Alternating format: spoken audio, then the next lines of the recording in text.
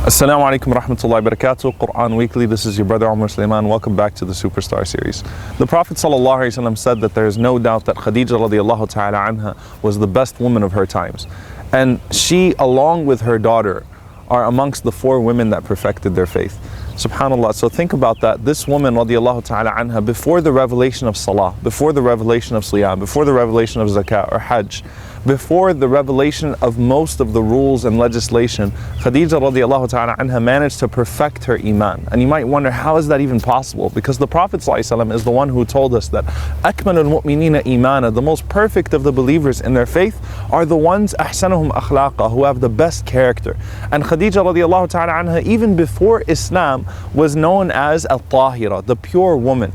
And SubhanAllah, you see the marriage between her and the Prophet ﷺ. She is a daughter of 2 royal people, Khuwaylid and Fatima. And she was a rich woman, a very wealthy businesswoman. She had been married before to some of the leaders of Quraysh, but she became a widow both times. And SubhanAllah, she wants to marry the Prophet ﷺ, who is 15 years younger than her. Why? Because she started to ask around about his character. She asked Maysara, she asked Nafisa. She wanted to know what the Prophet ﷺ's character was like, because she'd seen so much honesty and truthfulness from him. And that was her reason for pursuing him, in accordance with the command that would come later on, إِذَا أَتَاكَ مَنْ تَرْضَوْنَ دِينَهُ وَخُلُقَهُ فَزَوِّجُوا فَإِنْ لَمْ تَفْعَلْ.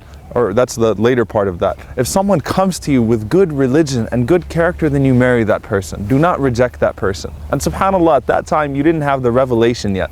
You just had good character. And that's why the Prophet ﷺ was pursued by her. And that's why Rasulullah ﷺ accepted this woman for marriage, who was 15 years older than him, and was a widow 2 times, and had a son, Hind ibn Abi Hala, and all that baggage that would keep people away from a divorcee or from a widowed woman today. But SubhanAllah, they came together for character, and that's why there's not a single narrated fight or argument between the Prophet ﷺ and Khadija radiallahu ta'ala anha, but rather their marriage was praised by all of the people of Mecca. Now, when Rasulullah ﷺ had bestowed upon him the love for isolation and seclusion, and the Prophet ﷺ started to go to Hira and started to contemplate. And SubhanAllah, for anyone who's been to Mecca, you could see that Hira is an hour's climb at least, and that's with all of the stairs and things of that sort. Imagine what it's like for the Prophet ﷺ at that time to climb up there. And Khadija radiallahu ta'ala anha, she didn't say to the Prophet ﷺ, why are you staying away from home? Why are you spending weeks up there and sometimes over a month? In fact, she supported the Prophet ﷺ in trying to find guidance and trying to find those answers. And she herself, radiallahu ta'ala anha, think about this.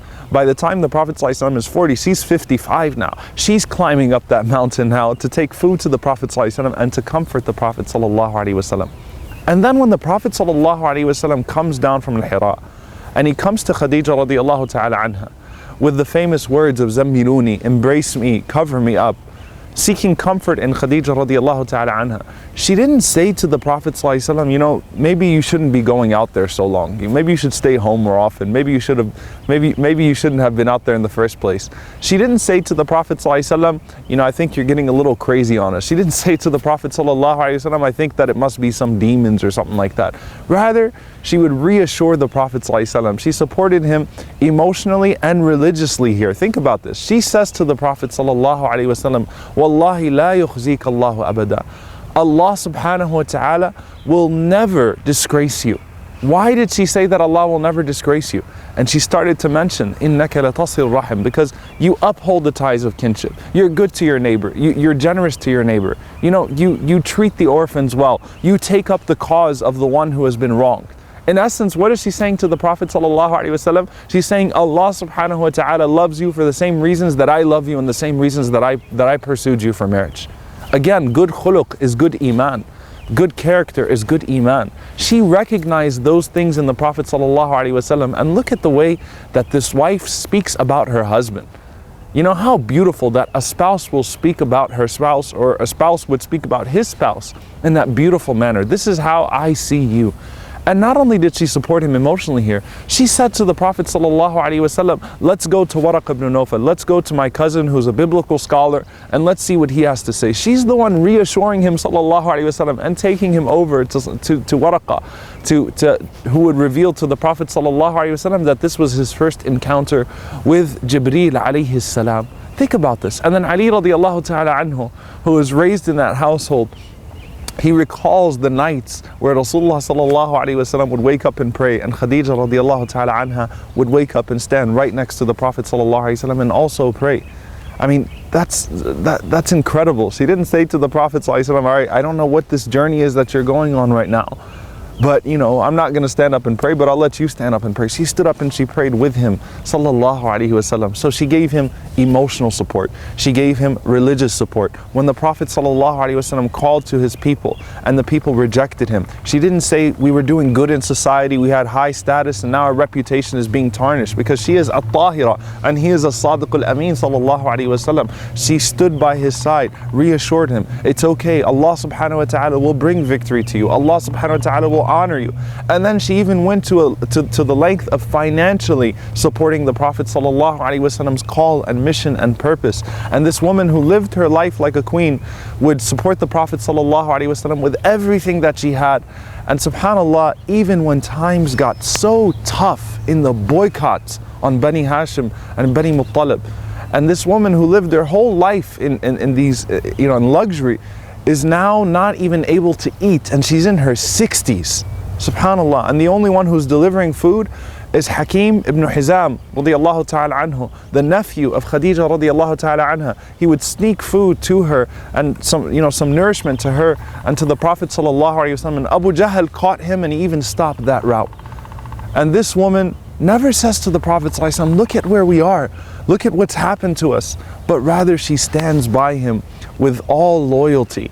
And she says to the Prophet sallallahu alaihi wasallam that she's by his side all the time. And that's why when the Prophet sallallahu alaihi wasallam lost her, as a result of not being able to eat and drink properly, this woman was eating leaves radiyallahu ta'ala anha. And the Prophet ﷺ loses her. Some sources say 3 days, some say 3 weeks. So in a matter of weeks after he loses his uncle Abu Talib, when the Prophet ﷺ loses her, he was devastated alayhi salatu wassalam. And she was 65 years old whenever she died. And the Prophet ﷺ was still a 50-year-old man, but a very youthful 50-year-old man. Could have married many young women right away, and this was his opening, right? But the Prophet ﷺ always remembered the loyalty that she had towards him, and the Prophet ﷺ only showed her the greatest loyalty. And that's why Aisha radiallahu ta'ala anha, who says that I never was jealous of any of the wives of the Prophet ﷺ except for Khadija, and I've never even seen her before. I've never seen Khadija radiallahu ta'ala anha before. But because the Prophet ﷺ was obviously so moved every time any mention of her was made.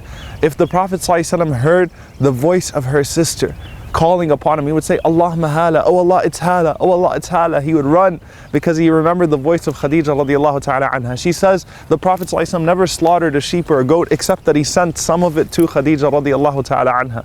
And she says that the Prophet ﷺ, anytime she was mentioned, it would be visible on his face that he was moved. He would send gifts to her friends out of his loyalty to her, sallallahu alaihi wasallam. And she says that one time I got jealous and I said to the Prophet sallallahu alaihi wasallam, shouldn't you have gotten over now this old woman of Quraysh that Allah subhanahu wa ta'ala has replaced with something better? And the Prophet sallallahu alaihi wasallam became so angry. And he says, Wallahi, he says, I swear by Allah, Allah did not give me something better than her. And he started to mention all of the forms of loyalty, al-wafa. آمنت بي إذ كفر بي الناس. She believed in me when no one else believed in me. وصدقتني إذ كذبني الناس. And she trusted me. She considered me truthful when other people belied me, when other people denied me. وأنفقت بي إذ حرمني الناس. And she spent on me when no one else would spend on me. ورزقني الله ولدها. And Allah subhanahu wa ta'ala gave me children from her. إذ حرمني أولاد النساء. And Allah subhanahu wa ta'ala did not give me children from anyone else. And subhanAllah, in honor of Khadija radiallahu ta'ala anha, is that it was only the children that were given to the Prophet ﷺ through her that the lineage of the Prophet ﷺ would survive. SubhanAllah. And when the Prophet ﷺ saw, even in the battle of Badr, when Al-As, who was married to their daughter, the Prophet ﷺ and Khadija radiallahu anha, Zainab radiallahu ta'ala anha, Al-As was married to her before Jahiliyyah, and here you had, before Islam, and here you had the Prophet ﷺ now capturing his son-in-law who came to kill him and who came to fight against him. And Zainab sends her necklace, the necklace that was given to her by her mother Khadija radiallahu ta'ala anha on her wedding night, as ransom for Al-As, her husband. And the Prophet ﷺ sees that necklace, and it moves him so much that the Prophet ﷺ says to the Sahaba, "In shi'tum, if you will, send her back her prisoner and send her back this necklace." Why did he say "in shi'tum, if you will"? Because it wouldn't be fair to the Sahaba who had to, who had to observe all of these rules and all of these laws, if the Prophet ﷺ exercised, that exception just for himself. So he said to the Sahaba, "In shi'tum, if you all will, send back her prisoner, her husband, and send back that necklace." And the Prophet ﷺ, again, remembering Khadija radiallahu ta'ala anha, and think about this, because of her loyalty to the Prophet ﷺ, Jibreel alayhi salam, the one who was sent with the revelation of the Quran, is sent by Allah subhanahu wa ta'ala to the Prophet ﷺ to give salam. Salam not to the Prophet ﷺ per se, but to Khadija radiallahu ta'ala anha. Says to Rasulullah ﷺ that your wife Khadija is coming to you right now. And Allah subhanahu wa ta'ala sends his salam. And Jibreel alayhi salam sends his salam to her and gives her the glad tidings of a house in paradise with no noise and no distress. SubhanAllah, because of what she provided to the Prophet sallallahu alaihi wasallam in this life of silence and tranquility and contentment, and also provided the Prophet sallallahu alaihi wasallam not with stress, but rather she was his source of stress relief. And it was when the Prophet sallallahu alaihi wasallam lost Khadija radiallahu ta'ala anha that the ulama say that's when Allah subhanahu wa ta'ala gave the Prophet sallallahu alaihi wasallam salah. That's when Allah gave the Prophet sallallahu alaihi wasallam those 5 daily prayers. He lost his emotional support in Khadija radiallahu anha, and Rasulullah sallallahu alaihi wasallam tasted the bitterness of this dunya, and that's when Allah subhanahu wa ta'ala gave him salah. SubhanAllah, to replace that emotional loss, that emotional devastation of the Prophet sallallahu alaihi wasallam. And when Rasulullah ﷺ went back to Mecca, the only one he remembered, whenever they told the Prophet ﷺ, where would you like to stay? Where would you like us to place your tent? Where would you like us to have your residence? Would you like to stay in this person's house or that person's house? ﷺ said, no, I want to stay in Hujun, which is where Khadija radiallahu ta'ala anha is buried. And the Prophet ﷺ, just as she believed in him, emotionally supported him, financially supported him, the Prophet ﷺ responded to each one of those supports with dua and with love and with loyalty. And we take from that woman radiallahu ta'ala anha the beautiful quality of al-wafa and good character. We ask Allah subhanahu wa ta'ala to make us like Rasulullah ﷺ and Khadija radiallahu ta'ala anha in all of our affairs, and also, of course, specifically in our marriages. And we ask Allah subhanahu wa ta'ala to grant us that concept of loyalty and that great character. And we ask Allah subhanahu wa ta'ala to better our iman as a result. Allahumma ameen. Jazakumullahu khairan. Wassalamu alaikum wa rahmatullahi wa barakatuh. So in essence, Khadija accounts by herself with her... God, what is wrong today? All right, sorry. One more time.